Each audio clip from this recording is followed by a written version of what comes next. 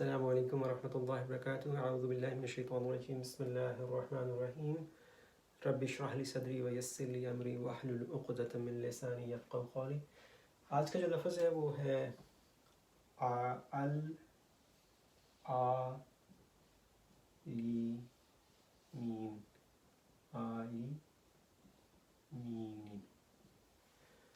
تو یہ رب العالمین کا جو اگلا لفظ ہے وہ رب العالمین ہے۔ اب یہ جو ہے پہلا ایک لفظ ہے، جب سے ہم نے اپنے شروع کیا ہے اس میں یہ پہلا لفظ ہے جمع کی حالت میں ہے، جمع کی حالت میں۔ اگر ہم اس کو یعنی عالموں سے عالمین کیسے بن گیا، اگر ہم اسی کو عالموں کو مسلمون سے کمپیئر کریں تو مسلمون یا مسلموں، تو مسلموں جو ہے، اگر آپ نے قرآن پاک میں اپنے پڑھا ہوگا کہ بعض اوقات یہ مسلموں جو ہے یہ مسلمین بن جاتا ہے، کبھی یہ مسلمانی بن جاتا ہے، کبھی یہ مسلمون بن جاتا ہے، اور کبھی یہ مسلمین بن جاتا ہے۔ آپ نے دیکھا ہوگا ان حالتوں میں کیا فرق ہے۔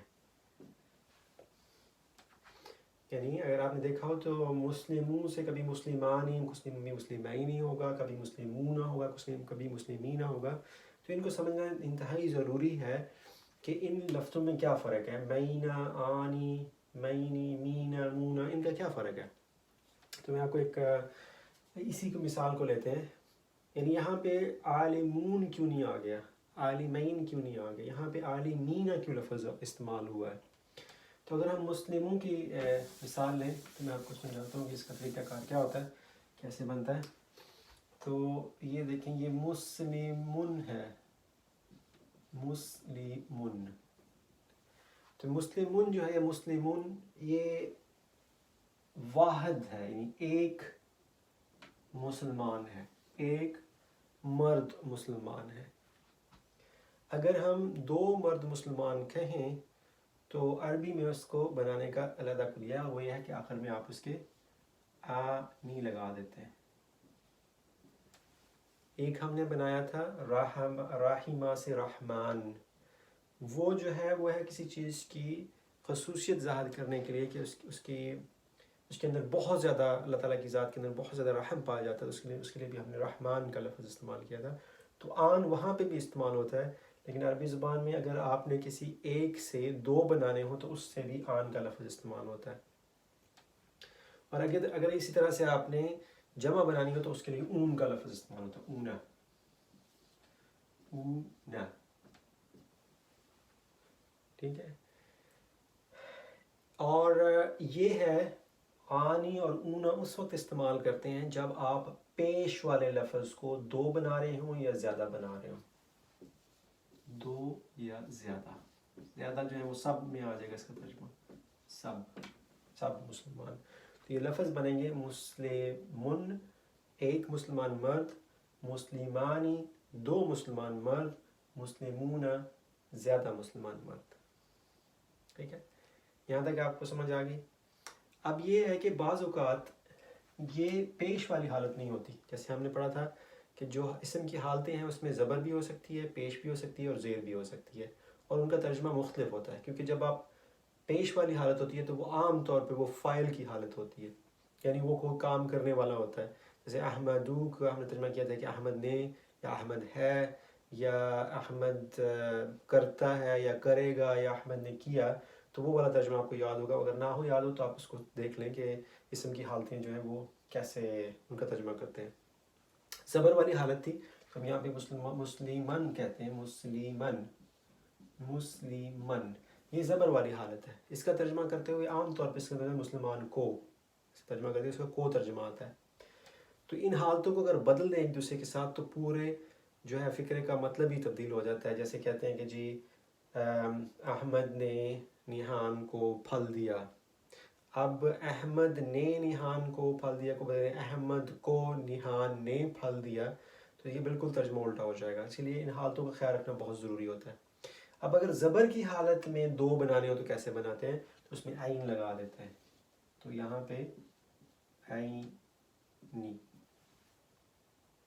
ٹھیک ہے. اور اگر آپ نے اس سے جمع بنانی ہو اس کی حالت میں تو یہ بن جاتا ہے این، اینے، اینا، تو زیر اور اس کے بعد یہ اور اینا. تو مسلمون سے بنے گا مسلمانی، مسلمونا. مسلمن سے بنے گا مسلمینی اور مسلمینا. اور اگر آپ نے مسلمین کا ترجمہ کرنا ہو، مسلمین کو آپ نے جمع بنانا ہو تو یہ بنے گا اسی طرح سے مسلمین، مسلمین.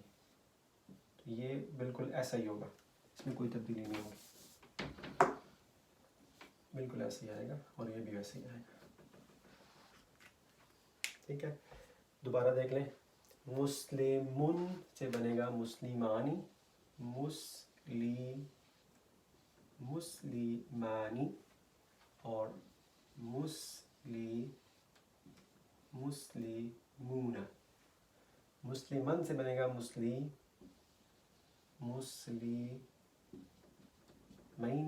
اور مسلمینا،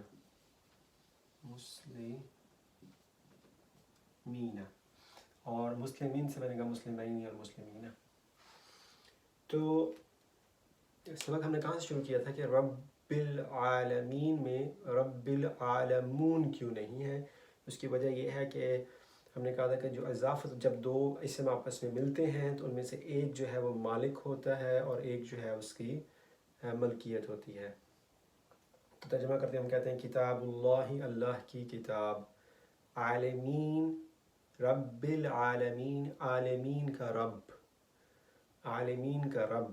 تو عالمین کا مالک جو ہے وہ اللہ تعالیٰ کی ذات ہے.